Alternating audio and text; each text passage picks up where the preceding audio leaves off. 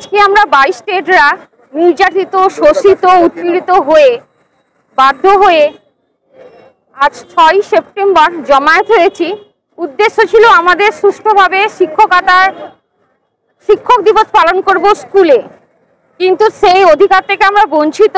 এবং আমরা গত 16ই আগস্ট একটা আন্দোলনে কুকুরের থেকেও বেহদ্দ আচরণ পেয়েছি।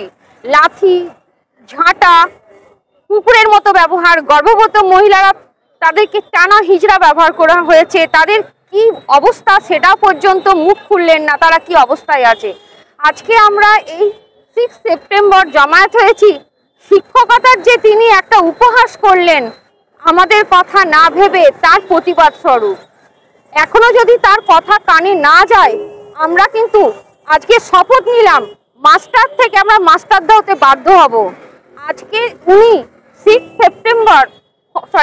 সেপ্টেম্বর উনি যে শিক্ষক দিবস করলেন, সেখানে উনি অযোগ্য শিক্ষকদের গ্রুপ সি এর চাকরির প্রতিশ্রুতি দিলেন, কিন্তু যাদের চাকরিটা খোয়া গেল, যারা যোগ্য হয়েও যোগ্য সম্মান পেল না, পেটে তাদের লাথি পড়লো, যারা জেনারেল হয়ে এক্সামটেড ক্যাটাগরি হয়ে রইল, যারা ওয়েটিং লিস্টে পড়ে রইল, তাদের জন্য কি আপনার কিছুই বলার নেই?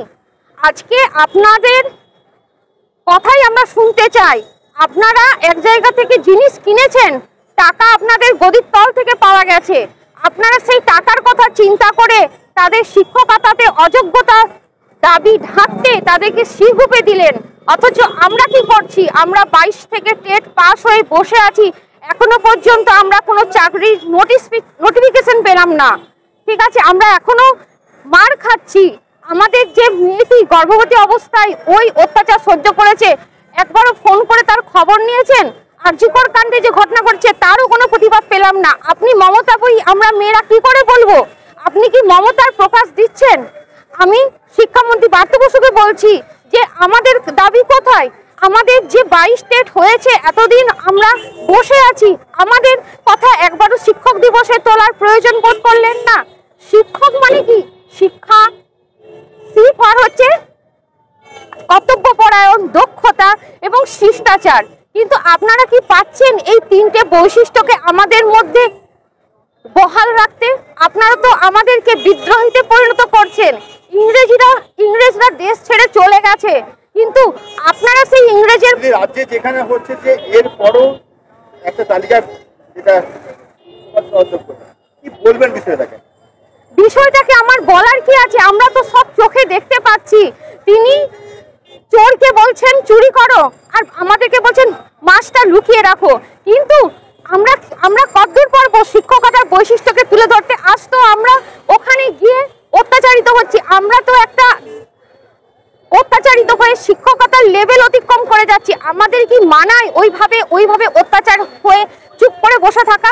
আমরাও তো একটা বিদ্রোহীতে পরিণত হচ্ছি। আমাদের যে শিষ্টাচার, কর্তব্যপরায়ণ, ভালো মানসিকতা, নাগরিকত্ব গড়ে তোলা, শিক্ষা দেব, এই মানবিকতা আমাদের নষ্ট হয়ে গেছে। আমাদের এখন মনে হচ্ছে যে আমরা লড়াই করতে এসেছি, আমরা দেশকে বাঁচাতে এসেছি, আমাদেরকে অস্ত্র তুলে নিতে হবে পেনের বদলে, কলমের বদলে। আমাদের জায়গা যখন শ্রেণীকক্ষে নেই, তখন আমরা এভাবেই মরবো, এভাবেই শহীদ হব। হ্যাঁ, আমার নাম মনিকা দত্ত প্রামাণিক, আমি বাঁকুড়ার বিষ্ণুপুর থেকে এসেছি। এবং মহিলা হিসাবে আমি বলছি, আমি কতটা অত্যাচারিত হয়েছি কেউ কখনো জানতেও চায়নি।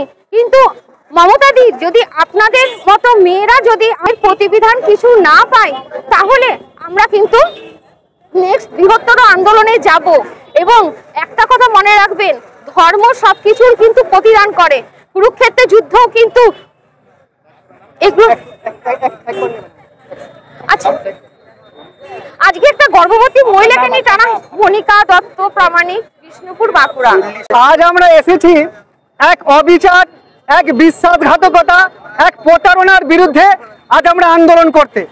আমরা 2022 স্টেট প্রাইমারি পরীক্ষায় অংশগ্রহণ করেছিলাম।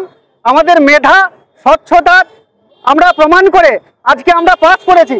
আজকে দীর্ঘ 2017 টেটের পরে আর কোনো নিয়োগ হয়নি। আজকে 2017 থেকে সেই যে লাস্ট টেট 2017-তে হয়েছে, আজকে 2022, এখনো আমরা কিন্তু কোনো নিয়োগ নোটিফিকেশন পাইনি। সরকারের কাছে আমাদের আবেদন যে আমাদেরকে নিয়ে এত কেন টালবাহানা? তার কারণ কি আমরা স্বচ্ছ বলে? তার কারণ আমাদের ওএমআর আছে বলে? আজকে দেখুন প্রাইমারি স্কুলগুলো কিভাবে ধুঁকে ধুঁকে চলছে। পর্যাপ্ত শিক্ষক নেই, কোনো বিদ্যালয়ে শুধুমাত্র একজন শিক্ষক দিয়ে স্কুল চালানো হচ্ছে, অথচ মুখ্যমন্ত্রী বলছেন 1 লক্ষ শূন্য পদ খালি আছে। তাহলে আমাদেরকে এই অবিচারের মানে আমাদের প্রতি এই অবিচার কেন? কেন আমরা মুখ্যমন্ত্রীর কাছে আপনাদের মাধ্যমে জানাতে চাই যে এই শূন্য পদ যেহেতু রয়েছে আমাদেরকে কেন পরিযায়ী শ্রমিক হতে বাধ্য করছেন? আজকে ডেটে দাঁড়িয়ে আপনি ভেবে দেখুন কোনো প্রার্থীরই বয়স কিন্তু থেমে থাকে না, তাই না? এবারে দেখুন আজকে যদি ইন্টারভিউ নোটিশ আসতে দেরি হয়, এখানে অনেক ছেলে মেয়ে আছেন যারা কিন্তু বয়সের অজুহাতে তারা আর এই সুযোগটা পাবে না। আজকে 2022 টেট স্বচ্ছ টেট, আজকে 2017-র পর থেকে দীর্ঘ বঞ্চনায় আমরা কাটাচ্ছি। আমাদের প্রাইমারিতে এত সুযোগ রয়েছে তবু নিয়োগ করা হচ্ছে না। এর কারণ কি আমরা জানতে চাই। মাননীয় শিক্ষামন্ত্রী বাপ্তু বসু বলেছিলেন যে এসএসসি তো দুর্গাপুজো নয়, কিন্তু ওনারা তো এখন কুম্ভ মেলা করে দিয়েছেন। 2017-র পরে 2022 আমাদের এখনো নিয়োগ হয়নি। আমরা চাই আমাদের এই ইন্টারভিউ নোটিশটা অবিলম্বে আমাদেরকে দিতে হবে, আর যদি না দেয় তাহলে আমরা আরো বৃহত্তর আন্দোলনে অংশগ্রহণ করব। আজকে দেখছেন আমরা বাঁকুড়ার আমরা এখানে দাঁড়িয়ে আছি, এই রাস্তায় আমরা শিক্ষক দিবস পালন করছি, যেখানে আমাদের কিন্তু আজকে স্কুলে থাকার কথা। আজকে শিক্ষার অধিকার থেকে যে শিশুরা বঞ্চিত হচ্ছে তার জন্য কিন্তু আমাদের ভীষণ কষ্ট হচ্ছে। আমরা টেট পাস পরীক্ষার্থীরা ঘরে বসে দুঃখ কষ্ট যন্ত্রণা নিয়ে আজকে আমরা বসে আছি, অথচ আমাদের নিয়োগ নোটিফিকেশনটুকু নেই। আমার নাম রাজীব ঘোষ, গ্রাম কাদাঘাটা, সোনামুখী ব্লক, বাঁকুড়া ডিস্ট্রিক্ট।